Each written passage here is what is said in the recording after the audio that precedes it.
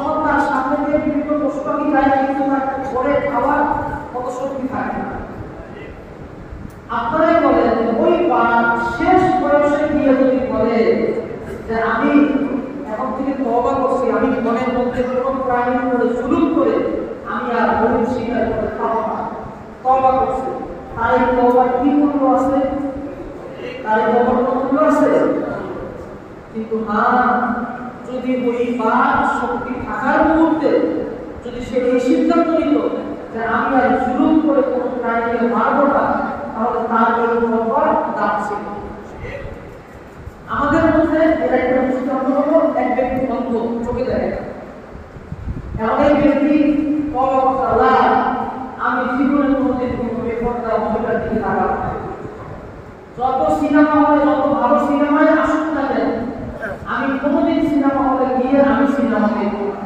তওবা করছে কে? তওবা করছে? তওবাটা করছে কে? অন্ধ। আচ্ছা, এই অন্ধ ব্যক্তির তওবার কি মূল্য আছে? আপনাদের কাছে কি মনে হয়? আল্লাহ তাআলা কত খুশি হবে? খুশি হবে না। তার তো স্বীকার করারই সুযোগ নেই, গুনাহ করার তো ক্ষমতা তার নাই। কিন্তু আমার যারা বাবা আছে, তারা যদি কি করে যে আমি আজকে থেকে কোনো বেপরোয়া নারীর দিকে তাকাবো না, কত দাম হবে? এটা কত দাম হবে? আজকে থেকে আমি সিনেমা দেখবো না, কত দাম হবে? অনেক দাম, অনেক দাম। কি দাম হবে সেটা আমি বলতেছি, দেখেন কি দাম হবে সেটা বলতেছি। কিয়ামতের ময়দানে একটা ভয়াবহ পরিস্থিতি তৈরি হবে, যে সময় মানুষ পেরেশানিতে পড়ে যাবে, বিপদে পড়ে যাবে, যে সময় মানুষ আত্মীয়তার সম্পর্ক, আত্মীয়তার পরিচয় কারোর সাথে মানুষ প্রকাশ করবে না, আত্মীয়তার পরিচয় দিবে না। কোরআনুল কারীমের মধ্যে আছে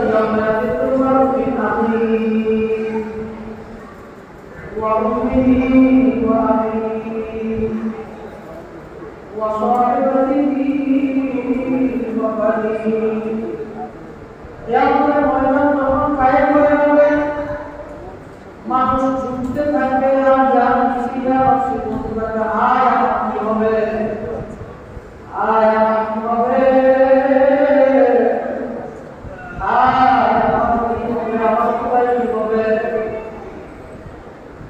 এই নাফসি বলতে বলতে যখন মানুষ কিয়ামতের ময়দানে ছুটতে থাকবে, তখন মানুষ যাদের নেকির পাল্লা হালকা হয়ে যাবে, নেক কম হয়ে যাবে, তখন তাদেরকে সুযোগ দিয়ে দেওয়া হবে, দেখো তোমার কোনো বন্ধু-বান্ধব খুঁজে পাও কিনা, তোমার কোনো আত্মীয় স্বজন খুঁজে পাও কিনা, যাও তার কাছ থেকে যদি একটা নেকি আনতে পারো, তাহলে সেই নেকির বদলে তোমাকে মাফ করে দেওয়া হবে।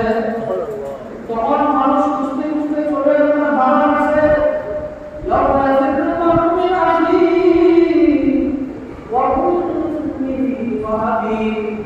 মানুষ চলে যাবে তার মায়ের কাছে, মানুষ চলে যাবে তার বন্ধুর কাছে, মানুষ চলে যাবে তার ভাইয়ের কাছে। আর যে মা দুনিয়ায়, যেই মা সন্তানের জন্য কতটা কষ্ট করলো, সন্তানকে যেই মা একটা বছর পর্যন্ত, যেই মা সন্তানকে 3 বছর পর্যন্ত নিজের স্তনের দুধ পান করাইল, এই মায়ের কাছে গিয়ে কোন মানুষ যখন বলে বাবা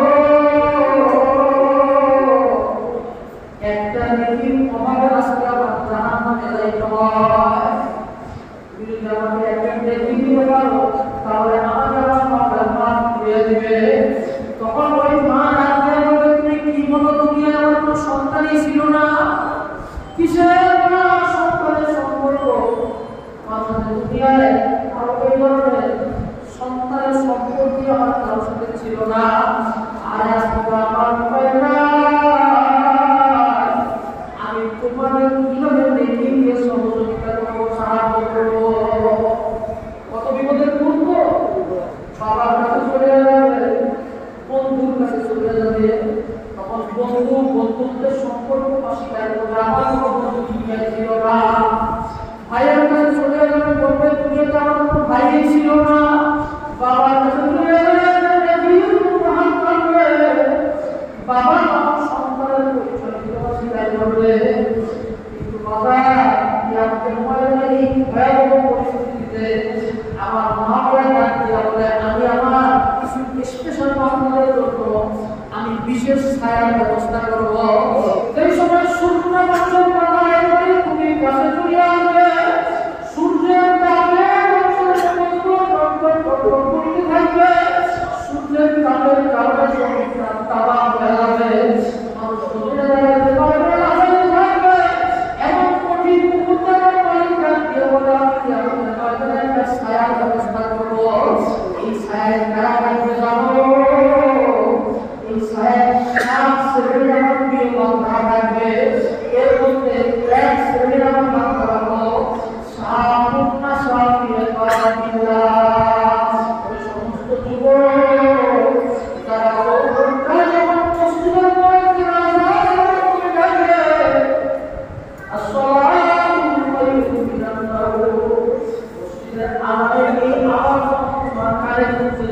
কানে পড়ছে, যুবক আর বিছানায় ঘুমায় থাকতে পারে না। তখন এই মসজিদের মুয়াজ্জিনের আযানের আওয়াজ, আইয়া সালাত, ওয়াল্লাহ বান্দারা আসে, আমাদের মালিক তোমাদেরকে ডাকে, তোমরা আসো, আমাদের মালিক তোমাদেরকে ডাকে, আসো।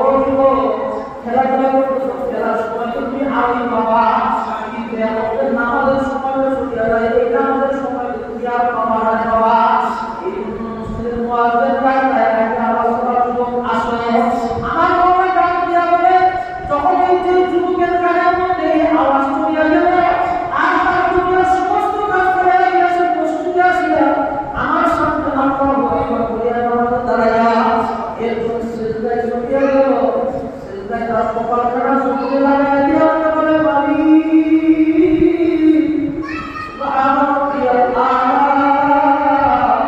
মালিক তুমি সবচেয়ে বড়, মালিক তুমি সবচেয়ে বড়। এই যুবক বাবারা এমন মন মানসিকতা হবে, যে যুবক বাবা মালিকের ডাকের সাথে সাড়া দিবে। আমার বাবা ডাকে বলে, কিয়ামতের ময়দানে যুবকদের জন্য আমি স্পেশাল ব্যবস্থা করিয়া রাখবো। তাদের মাথার উপর সূর্যের আলোতে, সূর্যের তাপের কারণে তাদের মাথার মগজ কাটিয়া করিয়া করবে না, তাদের মাথার মগজ করিয়া করিয়া করবে না। কিয়ামতের ময়দানে উত্তপ্ত তামাম জমিনের মধ্যে তাদের কোনো কষ্টই হবে না। আমাদের সাথে আনন্দের সাথে সম্মানের আসনে বসিয়া রাখবে। কিয়ামতের ময়দানে আসলে যারা ছায়া পাবে, তারা এক শ্রেণীর আমার বান্দা, তারা কারা হয়? যুবকেরা। কারণ একজন যুবক সে পুরাতন ছেড়ে দিয়ে মসজিদে আসাটা অনেক কঠিন। আমি আপনাদের আসবো, আমাদের তো যাওয়ার সময় হয়েছে, কি বলে?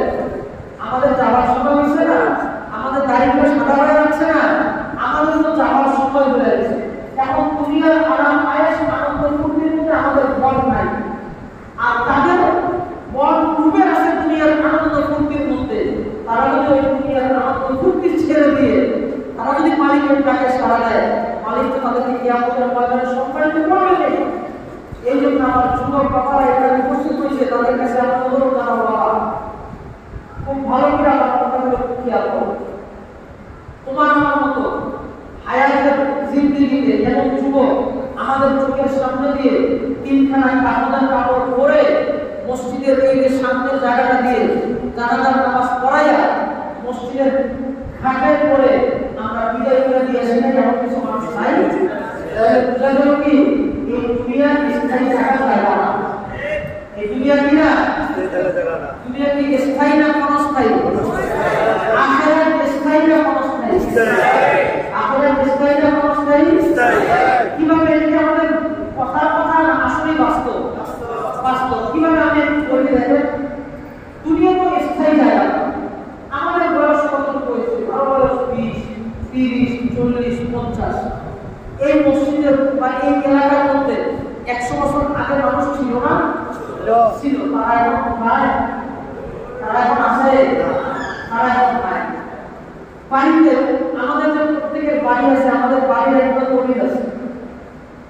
বাড়ির দলিল যুবকেরা বাবার দলিলে গিয়ে দেখবে যে দলিলের মধ্যে তোমার বাবা না, বাবার উপরে কার নাম, দাদার উপরে কার নাম, তার বাবার নাম, তার উপরে কার নাম, তার বাবার নাম, তার উপরে কার নাম, তার বাবার নাম, এরকম করে দীর্ঘ একটা তালিকা আছে না নাই?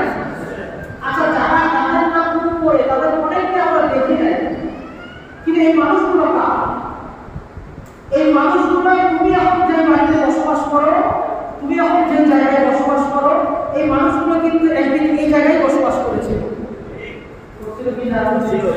তুমি এখন যে ঘরে বসবাস করো, এই মানুষগুলো একদিন এই জায়গায় কিন্তু বসবাস করেছিল। ওই মানুষগুলো একদিন বলেছিল যে এটা আমার বাড়ি।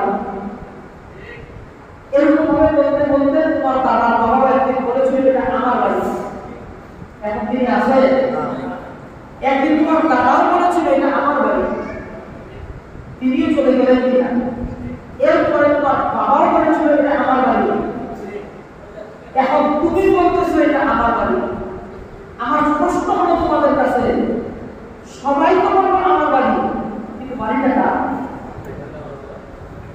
সবাই তো বলবো আমার বাড়ি, কিন্তু আসলে বাড়িটা কার? আমার। দেখো তুমি আজকে কাপড়ের কাপড় জড়াইয়া তুমি আবার চলে যাবা, আগামীকালকে তোমার সন্তান করবে এটা কার বাড়ি? আমার বাড়ি। তারপরে তার সন্তান করবে এটা কার বাড়ি? আমার বাড়ি। কিন্তু আসলে বাড়িটা আমার না।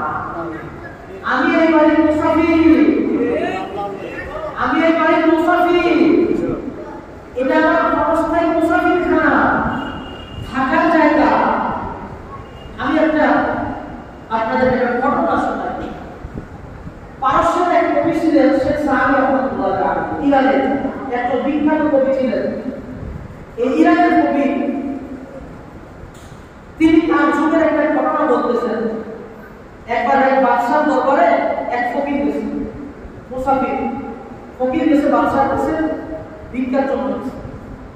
এখন বাদশার কেটে ধারণা করে না, বাদশার সাথে দেখা করা যাবে না, আর বাদশার সাথে দেখা করা যাবে না। এগুলো বাস্তব ঘটনা, আল্লাহর একটা বাস্তব ঘটনা। তারা উল্লেখ করছেন আমাদের উপদেশের জন্য। বলছেন বাদশাকে গিয়ে বলে যে অমুক মুসাফির আসছে, আপনার কাছে কিছু চায় এবং আপনার সাথে দেখা করতেছে। বাদশা অনুমতি দিয়ে দিয়েছেন। এখন বাদশার সামনে গিয়ে বলতেছে, বাদশা আপনার কাছে আমার একটা আবেদন আছে। কি আবেদন? আবেদনটা হলো আমি আপনার এই মুসাফির খানাটাতে থাকতে চাই। আপনি যদি আমাকে অনুমতি দেন আমি আপনার মুসাফির খানায় থাকতে চাই। কোন জায়গায় মুসাফির খানা বলবো? রাজার বাড়ি। রাজার বাড়ি কি বললো? কি আপনার মুসাফির খানা? আসলে মুসাফির খানা কিনা? মুসাফির খানা কিনা? বাদশা তো খুব রাগান্বিত হয়ে গেছে। রাজার বাড়ি কি মুসাফির খানা বলে রাজা রাগ হবে না? কর্মমন্ত্রী আমরা বলি মুসাফির খানা, রাগ হবে না রাজা বাদশারা? রাগ হবে। কিন্তু মুসাফির খানা কিনা? মুসাফির খানাই।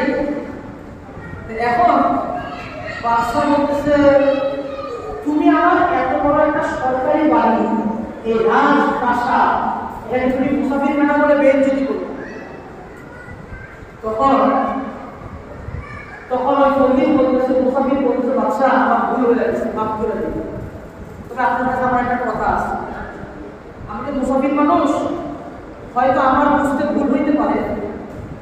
আমি হয়তো বুঝি না যে কোনটা মুসাফির খানা আর কোনটা স্থায়ী বাড়ি, এটা আমি বুঝি না। আপনার কাছ থেকে আমি বুঝতে চাই। আপনি একটু আমাকে বলেন তো যে আসলে মুসাফির খানা কোনটা? তখন বাদশা বলতেছে, রে পাগল, মুসাফির খানা ছিল না?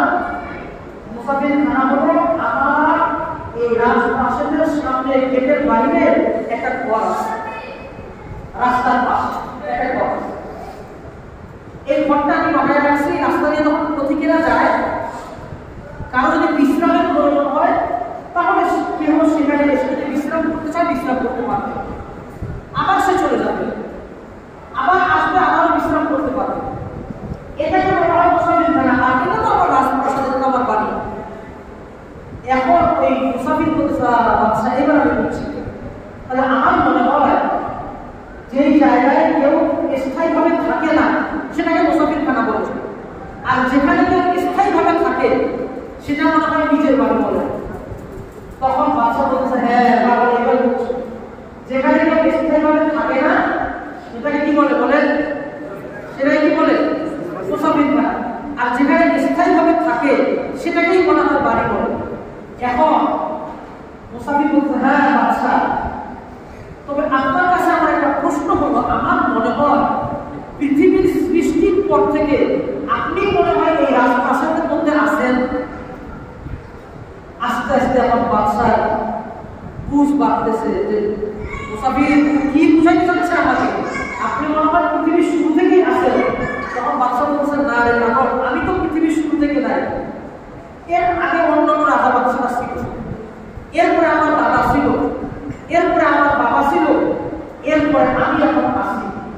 এরপরে মুসাফির বলতে, তাহলে মনে হয় আপনি কিয়ামত পর্যন্ত থাকবেন এই আপনার রাজপ্রাসাদে? হয় না, আমিও কিয়ামত পর্যন্ত থাকবো না, আমিও বের হয়ে চলে যাবো, আমার ইন্তেকালের পরে আমাকেও চলে যেতে হবে।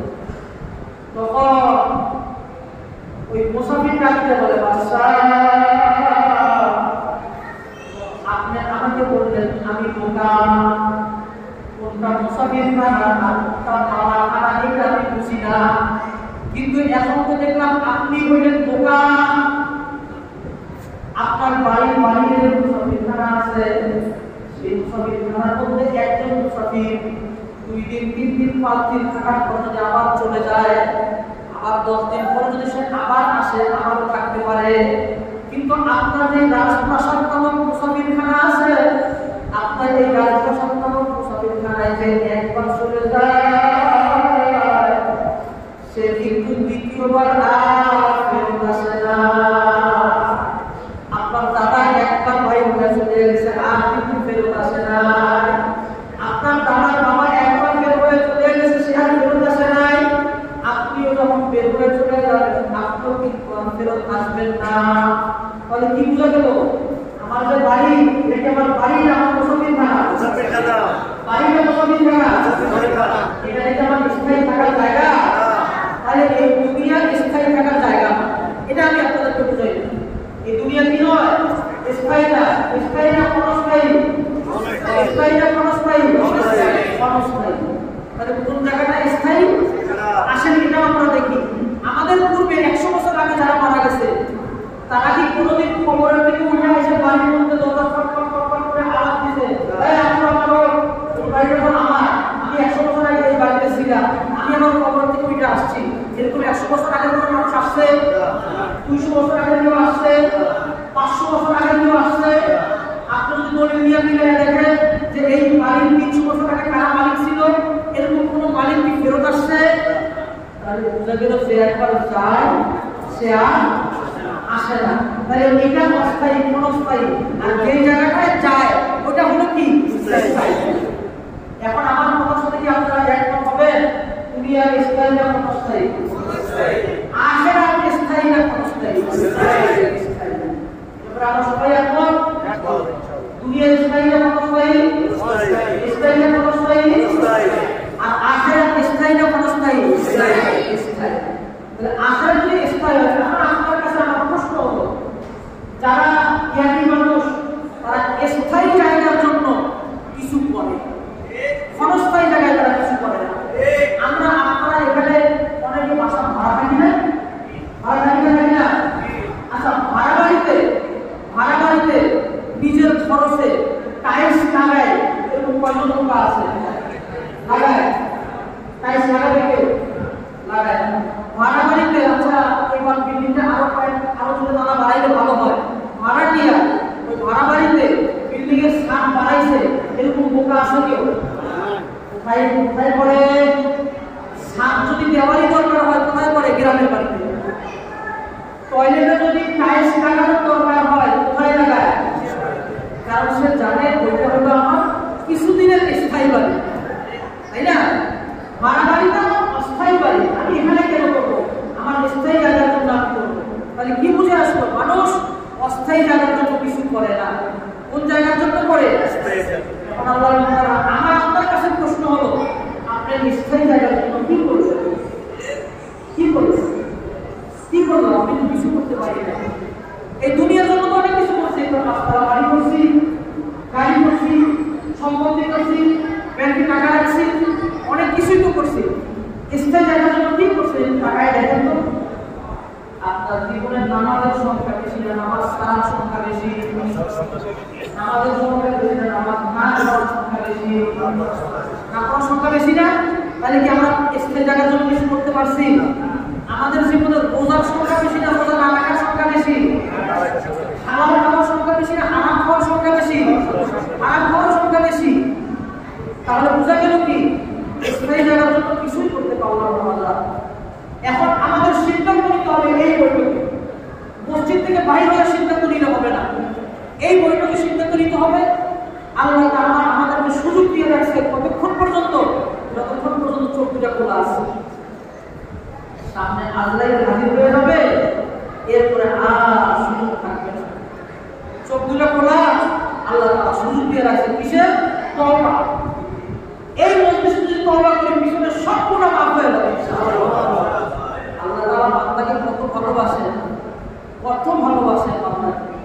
মা সন্তানকে বাড়ি থেকে বের করে দিলে দরজা খুলে তাকায় রেখে আমার সন্তান কখন আসবে?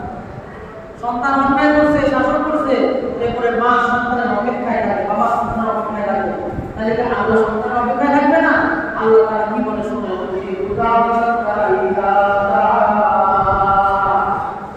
মা বান্দার মতো গুনার কাজ করিয়া তোরা হাতে গুনাহ চোখে গুনাহ করার পরে যখন জাহান্নামের কাছে ছড়িয়ে যায়, জাহান্নামের রাস্তা পেতে থাকে, সেই মুহূর্তে আসলে আমাকে ডাক দিয়ে বলে গুনাহ করে ফেলেছি, মালিক আমাকে তুমি মাফ করে দাও। তুই পুরো চোখের পানি বাবাই রাখতে বাবুকে মালিককে টাকা রাখতে পারে, টাকা রাখতে পারে আমার মালিক। বান্দার গুনার দিকে না তাকাইয়া ওই বান্দাকে রহমতের উপরে উঠে মাফ করিয়া দিবে। এই জন্য আমার বাবা তওবা করতে আমাদের জন্য খোলা রাখছে। আমার বাবা ডাকিয়া বলেন জিন্দা তাই দাদা আমার বান্দারা বুঝতে পারে সুবহান করতে পারো নাই, আসো কাবা করিয়া নাও, আমার কাছে পুরো চোখের পানি ফেলায়া দাও। আরে বান্দা করিয়া ফেলেছে, পুরো আকাশ করিয়া ফেলেছে, আমার দরদ তোমার জন্য খোলা। আসো আমার দুয়ারে আসো, একটা সেজদা দিয়ে দাও, সেজদায় দিয়ে আমাকে ডাকে। আমি ভুল করিয়া ফেলেছি, আমি গুনাহ করে ফেলেছি, তুমি আমাকে তাড়া দিও না, তুমি আমাকে হারাইয়া দিও না, তুমি আমাকে ভাড়াইয়া দিও না, তুমি আমাকে মাফ করিয়া দাও। আল্লাহ কিন্তু বান্দা আমাকে হারাইয়া দিবে না, তাড়াইয়া দিবে না রে বাবা। এই জন্য আমার বাবা আমাদের হাতে তাই দিয়ে করিয়া দেয় রে বাবা। মালিককে ভুলিও না, এই মালিক ছাড়া কিন্তু পৃথিবীতে আর কোনো তোমার আপন না, আর দুনিয়ার কোনো কিছুই তোমার আপন না, টাকা তোমার আপন না, টাকা আপন না। এমন একটা সময় আসবে ওই কষ্ট করার টাকা নদী ফেলে দিবা, ওই টাকা তোমার জন্য একটা আশা হয়ে যাবে। টাকা আপন না, মালিক তোমার আপন না, কেউ তোমার আপন না। একটু মনটাকে বুঝাও, চোখটা বন্ধ করো। আমার বাবা হাতে বাইরে করিয়া বলি, এই নদীর দিকে বাইরে করিয়া বলছি, বাবা আপনি বললো এই নদীর দিয়া তোমার মালিক দিয়েছে, তোমার মালিক দিয়েছে, তোমার মালিকের কাছে মাফ চাইয়া তওবা করিয়া এরপরে মালিকের প্রিয় খাঁটি বান্দা হয়ে এই মসজিদ থেকে মালিক দিয়া দাও। আগামীকাল ফজর থেকে তুমি তোমার মালিকের একজন খাঁটি গোলাম হয়ে দুনিয়ায় চলাফেরা করবে বাবা। তাহলে তুমি দুনিয়ার কামিয়াব, আখিরাতে তোমার মালিককে চেনো, তোমার মালিক কেমন এক মালিক, তোমার মালিক তোমার মায়ের পেটের মধ্যে তোমাকে খাবার বাঁচায় রাখছে। পৃথিবীর কোনো শক্তি তোমার মায়ের পেটের ভিতরে তোমাকে খাবার পৌঁছে দিতে পারে না। এই শক্তি যেই মালিক মায়ের পেটের ভিতরে আমাকে খাবার দিল, সেই মালিকের নাম কি? সেই মালিকের নাম তারা জোরে বলে, মালিকের নাম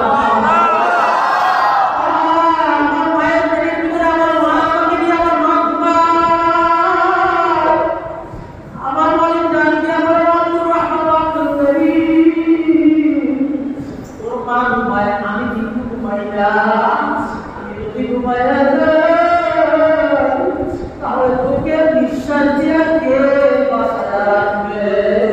আমি যদি ঘুমায় মায়ের পেটের ভিতরে তোকে কে হেফাজত করবে? না জানি তোর নাক দিয়া রক্ত আর পেশাব ঢুকিয়া যায়। আমি মাওলা তোকে বহুত মহব্বত করে বানাইছি, বড় মহব্বত করে তোর দুইটা চক্ষু আমি দান করছি। বাবারে তোমার মালিক তোমাকে দুইটা চক্ষু না দিয়ে তোমার মায়ের পেটের ভিতরে বলো, পৃথিবীতে আসার পরে তুমি আসার পরে পৃথিবীর কোন ডাক্তার তোমাকে দুইটা চোখ দিতে পারবো? তোমার মায়ের পেটের ভিতরে তোমার মালিক তোমাকে দুইখানা হাত দান করতো, পৃথিবীতে দুনিয়ায় আসার পরে কোন ডাক্তার এসে তোমাকে দুইখানা হাত দিয়ে দিত? আল্লাহ, ওই মালিকের নামটা আমার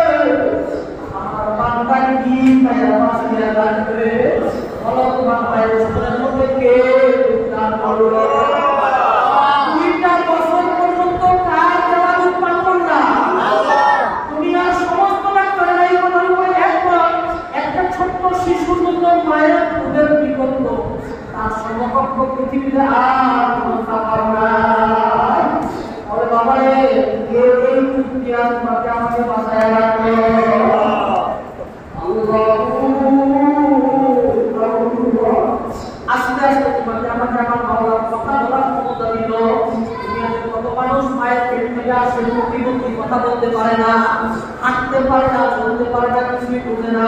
তোমাকে আমাকে আল্লাহ প্রতিবন্ধী বানায় নাই, অন্ধ বানায় নাই, গরিব বানায় নাই, বোকা বানায় নাই।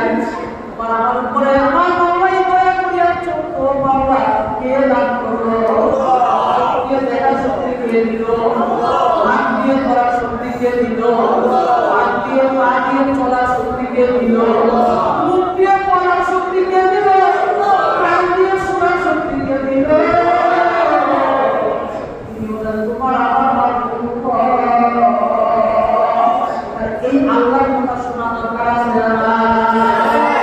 এই আল্লাহ যদি আমাদেরকে দিনে 5 বছরে আসলে করে আসা দরকার আছে না? এই মালিক যদি বলবো দুনিয়ার দিনের মধ্যে 20 ঘন্টা তোমার মসজিদে থাকতে হবে, এটাও কিন্তু আমার কাছে সুযোগ ছিল না। মালিক বলে না আমি কোন করে সুযোগ করবো না, আমি তোকে মায়া করে বানাইছি, তোকে একটু দেখতে মনে চায়, এই জন্য ফজরের সময় আমি তোকে একটু ডাকি, আমার তোকে একটু দেখতে মনে চায়, এই জন্য জোহরের সময় একটু ডাকি, তোকে আমার দেখতে মনে চায়, এই জন্য একটু আসরের সময় তোকে ডাকি, মাগরিবের সময় ডাকি। আমি দেখতে চাই তুমি খেলাধুলাকে বেশি মহাব্বত করো না, আমাকে বেশি মহাব্বত করো। এই জন্য মালিক এত দয়া করার পর যদি মালিকের হুকুম না মানে, একদিন না একদিন তোমার আমার ঘরের দুয়ারে কিন্তু আশ্রয় আলাইহিস সালাম কিন্তু আসলে হাজির হয়ে যাবে। এখন চোখটা বন্ধ করিয়া মাথাটা নিচের দিকে দিয়ে বন্ধ করে তোমার মনে এই বিছানাতে যাই আমার বাবাটা আশ্রয় করিয়া নিয়ে গেল। এই বাড়িতে যে বাড়িটা আমি ঘুমাই, এই বাড়িতে একদিন আমার বাবা ঘুমিয়েছিল, আল্লাহ কিন্তু আসলে আমার বাবাকে এই ঘরের থেকে বাইর করিয়া নিয়ে গেল। ও আমার বাবা তো আর প্রশ্ন করা এখন মনে বুঝাবো, বাবার হাতে পায়ে করিয়া করি, বাবা বোঝো, এখনো বোঝো, বাবা বোঝার সময় আসছে। যদি কাপড়ের কাপড় গায়ে জড়াইয়া এরপরে বোঝো, আর বোঝার সময় থাকবে না। ঘরের দুয়ারে আশ্রয় আসিয়ে তখন ঘরের প্রাণ আর দিবে, তখন কিন্তু আর কাজ হবে না। ঘরে তোমার পানি দিয়ে যখন গোসল করবা, তখন আর বুঝতে কিন্তু আর আমার কাজে আসবে না।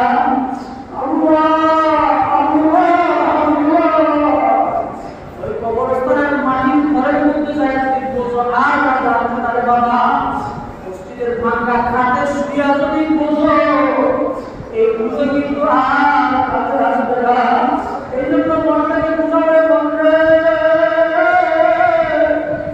একদিনের বাড়ির মনের মধ্যে কিন্তু আপনি তোমাকে আমাকে মরার জন্য আসিয়া যাবে।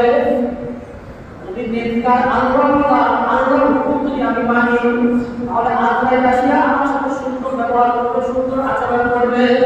আজরাইল আসিয়া বলবে আল্লাহর মেহমান, আল্লাহ আপনার সাথে মোলাকাত করতে চান, দেখা করতে চান, আপনাকে আল্লাহ তাআলা দিয়ে যাওয়ার জন্য বলেছে। আর যদি তুমি আমি নাফরমান হই, গুনাহগার হই,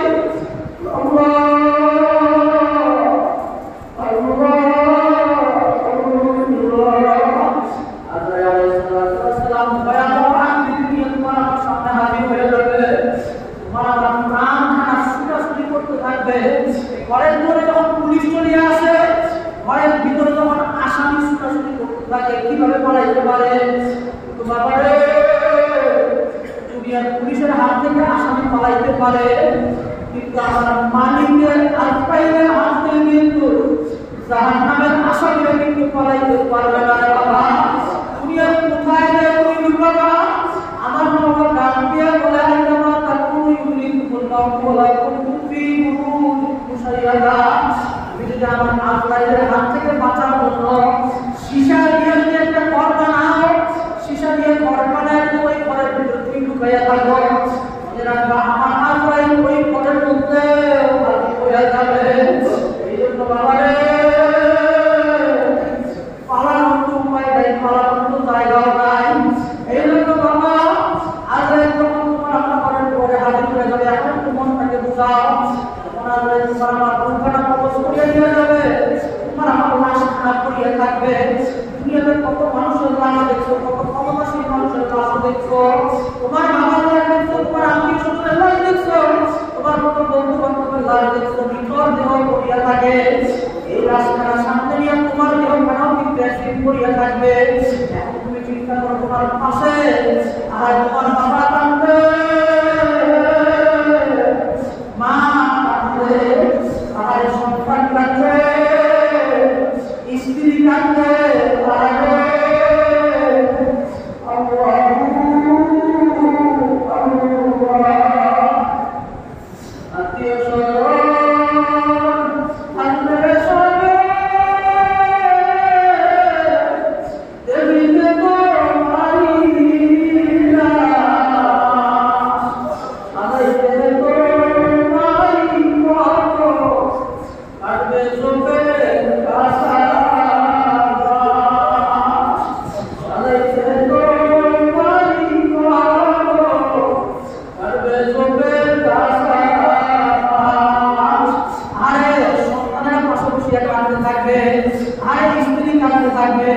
সন্তানেরা মাকে বলবে, মা আমার বাবা কেমন আজকে আমাদের দিকে একটু চোখ খুলিয়ে তাকায় না। আর একদিন আমার বাবাকে একবার ডাক দিতে দেরি, আমার বাবা কেন ডাকে সারা করে দেরি হয় নাই, তো আজকে এত ডাকি আমার বাবা ডাকে সারা দেয় না, আমার বাবা চোখ খুলিয়ে আমাদের দিকে তাকায় না।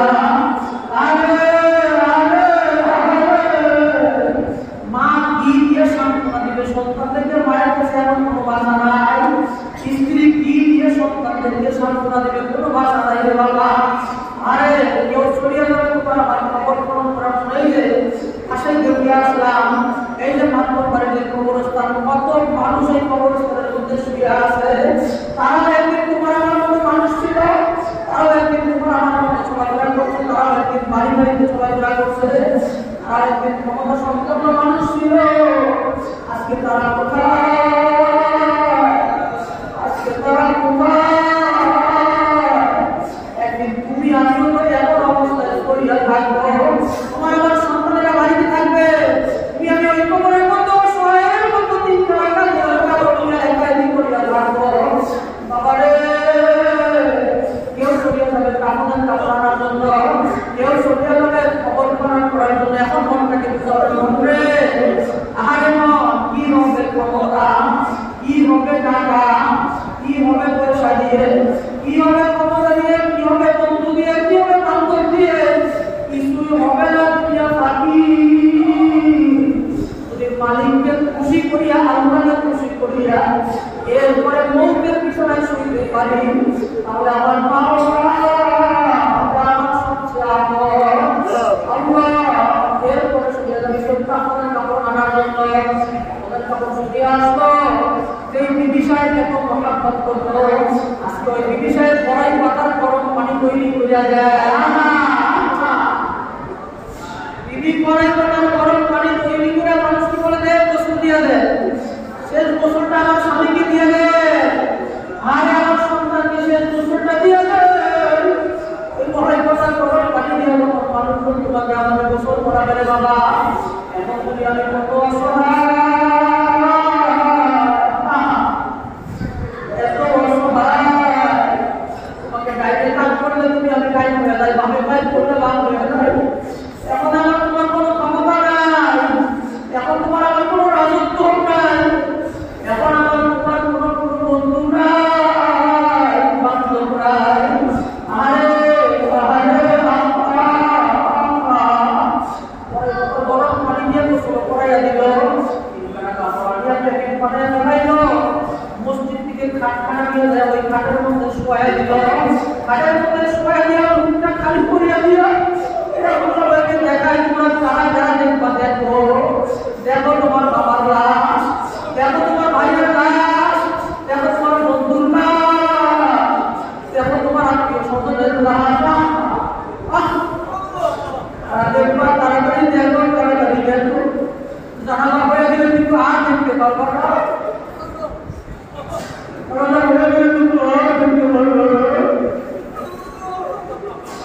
এই বুকের বাঁধন যখন একবার বাঁধবে আর কিন্তু খোলা হবে না, এই বুকের বাঁধন একবার বাঁধলে আর খোলা হবে না। লাশ দেখবো একবার দেখিয়ে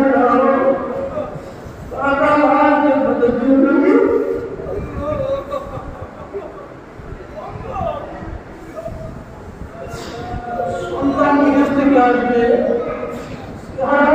কাপড় সরাই দেবে, বাবা নাচ দেখবে, শেষ দেখা শেষ বিজয়।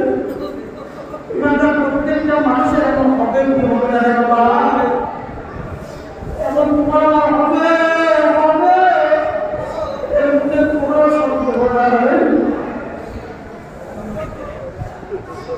শেষ দেখা দিয়া মহিলাদের থেকে বিজয় দিয়া ঘরের মহিলার শেষ দেখা দেখবে, আর স্ত্রী স্বামীকে শেষ বিদায় দিয়ে দিবে, মা সন্তানকে বিদায় দিয়ে দেবে, বন্ধু বন্ধুকে বিদায় দিয়ে দেবে। এরপরে দরাদরি করে মসজিদে নিয়ে আসবে। এখন তো তুমি মসজিদে আসলা, এখন তো তুমি মসজিদে আসলা, কিন্তু কয়জনের কাঁধে পড়িয়ে আসছো? 4 জনের কাঁধে পড়িয়ে আসলা। আগে যদি নিজের দুইটা পায়ে হাঁটিয়ে হাঁটিয়ে আসলে তোমার জন্য ভালো ছিল। যদি নিজের দুইটা পায়ে হাঁটিয়ে হাঁটিয়ে মসজিদে আসলে মালিকের সামনে বলতা, মালিক আমি হাঁটি, মালিক আমি হাঁটি, মালিক আমি হাঁটি, তোমার মালিক খুশি হয়ে যাবে।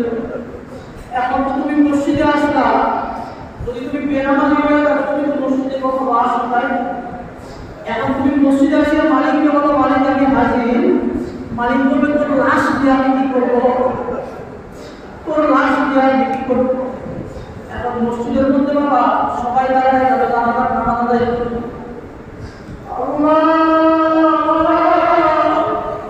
দুনিয়ায় কত মানুষের জানাজা পড়াইলাম রে বাবা, দুনিয়ায় কত মানুষের জানাজা পড়লাম, বাবার জানাজা পড়িয়া বাবাকে বিদায় দিয়ে দিলাম, মায়ের জানাজা পড়িয়া মাকে বিদায় দিয়ে দিলাম, বন্ধুর জানাজা পড়িয়া বন্ধুকে বিদায় দিয়ে দিলাম।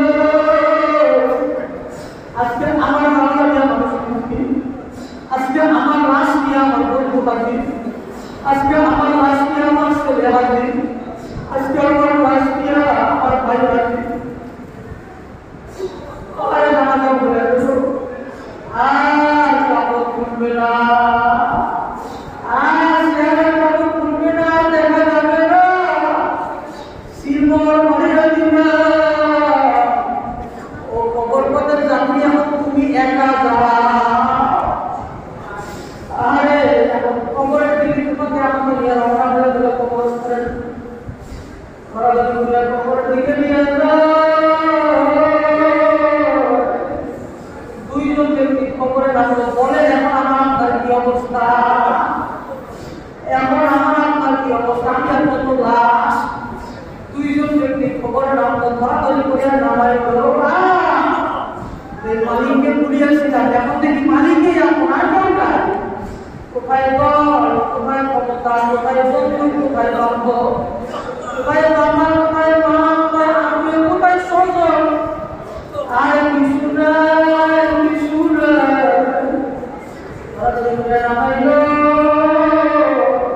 এখন ওই দুইজন তো আমাকে একা রাখিয়া উঠিয়া গেল, ওই দুইজন তো আমাকে একা রাখিয়া কবর থেকে উঠিয়া গেল। থাকো না, কত বড় অসহায় আপনার। এখন আমার উপরে তারা বাস দেয়, আমার খবর পায় না, অন্ধকার ঘরে ঘরে গেছে বাবা, বাসের উপরে সাটাই দিয়ে দেয়। এখন ছেলেও আমার বুকের উপরে মাটি দেয়, বন্ধু আমার বুকের উপরে মাটি দেয়, আত্মীয় আমার বুকের উপরে মাটি দেয়, বাবা আমার বুকের উপরে মাটি দেয়, দুনিয়া আমার আমার ধরে আমার বুকের উপরে মাটি দেয়। আর বলে না রে কবর পথে যাত্রী, এখন তুমি বোঝো আর তোমার মালিক বুঝো, আমরা তোমার সাথে কেউ যাবো না, আমাদের যাওয়ার সীমা এখান পর্যন্ত এসে আমরা আর কেউ যাবো না। ওই কবর পথে যাত্রী তুমি যাও যাও যাও, এখন আর তোমার সাথে আমরা কেউ করতে পারবো না। এখন আমার আপন দেখো আল্লাহ, আমার আপনকে এখন আমার আপন হলো আমার মালিক, এখন আমার আপন হলো আমার নবী, এখন আমার আপন হলো আমার কোরআন, এখন আমার আপন হলো আমার নামাজ, আমার আপন হলো আমার রোজা, এখন আমার আপন হলো আমার ইবাদত বন্দেগী। বাবা আল্লাহ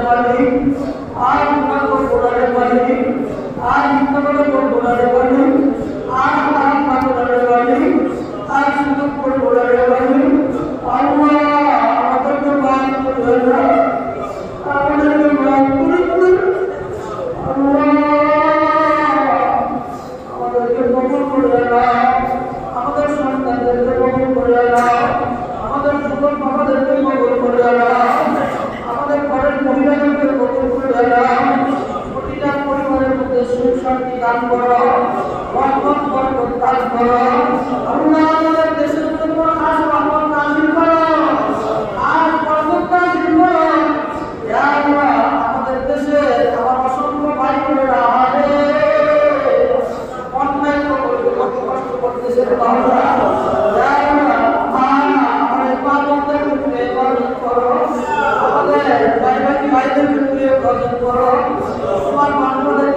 হেফাজত করো, প্রত্যেকটা মানুষদেরকে বিপদ মুক্ত করে দাও। আল্লাহ আমাদের সন্তানের সুরক্ষা দায়িত্বগুলো পুরো করে দাও।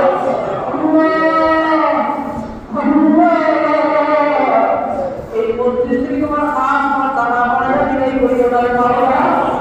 আমরা তোমার প্রিয় বান্দারা এই মসজিদ থেকে উঠতে চাই। আমরা গুনাহগার এই মসজিদ থেকে উঠতে চাই না। আমরা গুনাহগার এই মসজিদ থেকে বাসায় যেতে চাই না। এই মসজিদ থেকে নিষ্পাপ মানের পর আমাদেরকে মসজিদ থেকে বিদায় করিও। আল্লাহ এই মসজিদকে কবুল করো, এলাকাবাসীকে কবুল করো, মসজিদ কমিটি, মসজিদের ইমাম কমিটি, মুয়াজ্জিন